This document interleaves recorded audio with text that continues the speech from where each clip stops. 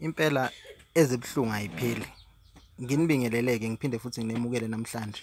Nginibingelela nje ngaphansi kwesimo esingesihle neze eNingizimu Afrika. Mawukuthi ke nje kuwukuqalula ngaphansi kwe-Andest TK Media, siyacela ukuthi usubscribe, ulike futhi ushare umndeni wakho kanye nehlobo zakho. Ungakhohlwa ke futhi ukukhuluma nathi kwi-comment section yethu. Kubhlungu kakhulu ukuphumelela komuntu okade ezabalaza. Ithi impumelelo mangabe isifikile bese ukufa kumephuca impilo. Sikhuluma nje kanjena ke namhlanje sikhala siyayithulisa seNingizimu Afrika ngokulahlekelwa insizwe endala ubaba uSiphuzo. No ke izolo ke obekade kubikile ukungaphatheki kahle enyameni ekseni.